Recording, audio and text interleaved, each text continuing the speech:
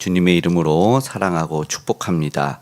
오늘 함께 읽은 민수기 30장의 내용에 서원에 대한 이야기가 나오죠. 서원은 맹세하는 거예요. 내가 이렇게 하리라. 또 서약을 이야기하죠. 결심하고 서약, 약속을 하면 그것을 깨뜨리지 말아라, 이렇게 이야기를 하고 있습니다. 우리는 살다 보면 그렇게 다짐을 하게 되죠. 그러나 오늘 읽은 본문에서 보면 그것이 실수로 할 수도 있다. 입술로 경솔하다. 6절에도 이야기하고 8절에도 경솔하게 할 수 있다라는 이야기를 합니다. 그러니까 이것은 순간적인 판단이나 감정에 흔들릴 수 있는 인간의 약함과 이 나약함을 인정하고 이야기를 하는데, 이런 상황 속에서 이런 개인만이 아니라 이거는 하나님에 대하여나 아니면 상대에 대한 약속일 텐데, 이것이 실수가 될 수 있는 것을, 그러니까 약함을 인정하고 하나님이 그에 대한 규례를 정해 주시는 것이죠. 모세가 이스라엘 자손들에게 늘 행할 수 있으나 여기에는 하나님에 대한 게 걸려 있다는 것이죠. 거기에 대해서 어떻게 하냐? 우리는 흔히 구원받은 백성들이라고 이야기를 합니다. 그러면 이미 구원을 받았기 때문에 그 확실한 구원의 확신으로 말미암아 때로는 삶을 약간 좀 마음대로 경솔하게 행동을 할 수가 있어요. 그러나 그렇지 않고, 왜냐하면 행위로 말미암아 구원받지 않는다 해서 약간 비하적으로 마음대로 행동하고 회개하면 되지, 이렇게 생각하는 그런 분들도 있어요. 그런데 그렇지 않죠. 우리는 은혜로 구원을 받았기 때문에 행동과 행실, 말도 앞뒤가 같아야 되고 정말 바르게 행해야 됩니다. 네, 이것이 구원받은 백성들의 삶을 이야기하는 것입니다. 오늘 말씀의 제목도 사실은 구속사에서 쓰임받는 리더십인데요. 우리는 구속사로서 예수 그리스도가 우리를 구원해 주실 것을 믿는 공동체입니다. 구약의 백성들은 그리스도인 메시아가 오실 것을 믿었죠. 우리는 오신 메시아를 믿고 있고 다시 오실 메시아를 기다리고 있는 상황입니다. 이미야 아직의 상태에서 우리는 구원받는 삶을 살게 될 텐데, 그렇다면 지금의 삶이 가볍지 않습니다. 나름대로의 분명한 책임도 있고 의무도 있다는 것이죠. 그렇기 때문에 반드시 생각해 봐야 되는 이 하나님 나라의 백성으로 살아가는 법도 그것이 있는데, 아까 말한 연약한 이들에 대해서 책임져 주는 리더십, 이것을 성경은 이야기하고 있습니다. 그러니까 본분에 충실해야 된다는 것입니다. 구원받은 백성들은 그 본분에 바르게 행하고 충실하게 해야 된다. 먼저는 하나님에 대한 약속, 이 맹세는 우리가 경솔하게 입으로 하면 안 되고 그것에 대해서 책임을 질 수 있도록 해야 된다. 이것이 앞뒤가 같은 믿음의 백성들이 본을 보여서 믿지 않거나 또 믿음이 연약한 이들에게 덕을 끼쳐야 된다는 것입니다. 네, 그 영향력이 행사가 되는 것입니다. 구원받은 구속사에 쓰임받는 일꾼과 그 백성들은 하나하나 그 행위가 전달이 되어지고 영향력을 행사하게 되어 있습니다. 그리고 중요한 오늘 이 남편과 아버지가는 어리거나 이 다음 세대들이 실수할 수 있을 때 바른 리더십이 세워져야 된다는 것입니다. 이것은 우리가 쉽게 말하면 신앙 세대주다라고 생각을 하면 좋겠습니다. 신앙 세대주와 바른 리더십이 세워질 수 있도록 기도를 해야 되고, 내가 신앙의 세대주를 맡게 되었다면 그에 합당한 바른 삶을 살아내야 된다는 것입니다.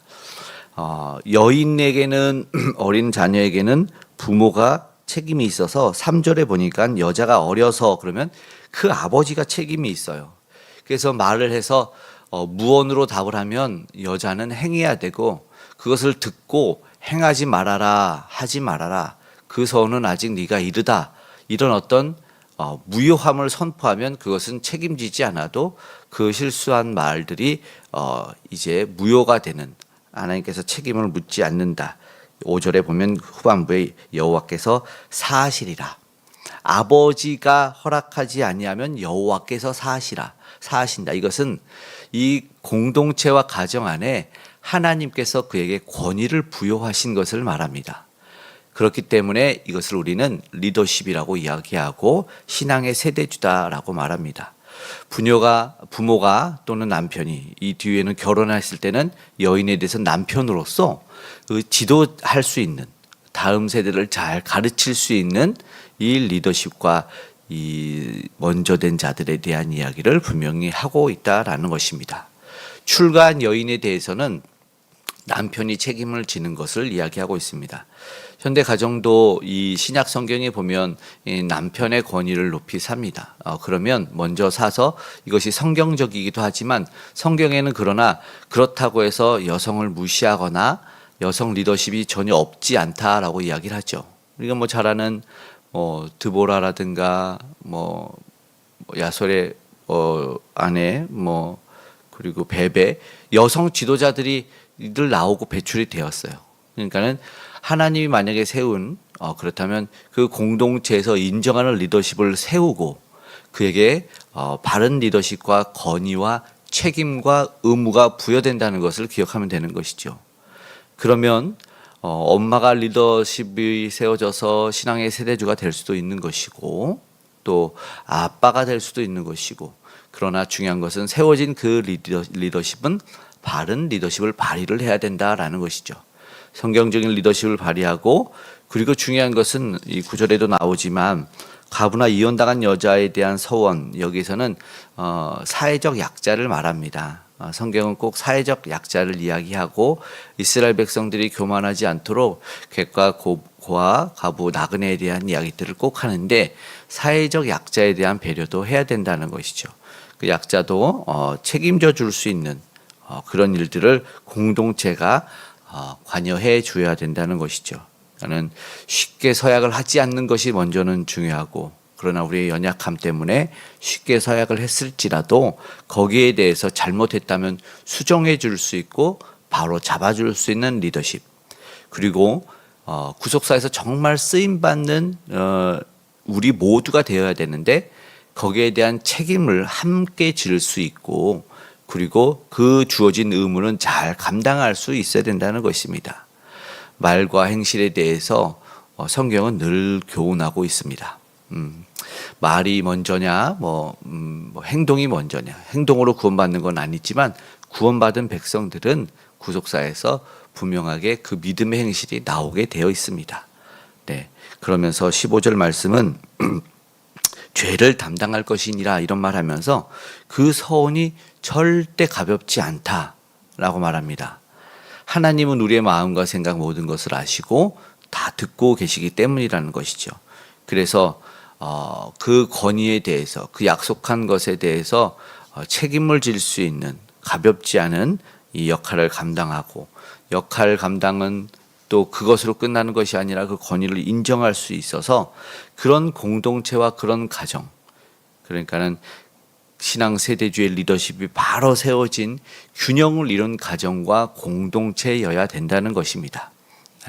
무조건 갑인이 이렇게 하는 것이 아니라 하나님이 세워준 권위라면 인정을 하고, 그리고 그를 위해서 기도해 주고, 그리고 아름다운 이 공동체가 되기 위해서 권위와 책임을 스스로는 잘 감당할 수 있을 때 하나님이 지금 우리에게 허락하신 이 구속의 역사 가운데 바르게 쓰임받는 우리 모두가 되고, 또 쓰임받는 리더십을 통해서 아직 주를 모르는 백성들이 믿음의 공동체가 어떠한 모습을 보이는지 세상을 바로잡고 길잡이가 되어주고 본이 되는 역할을 우리 교회가, 공동체가, 믿음의 가정이 할 수 있을 줄 믿습니다.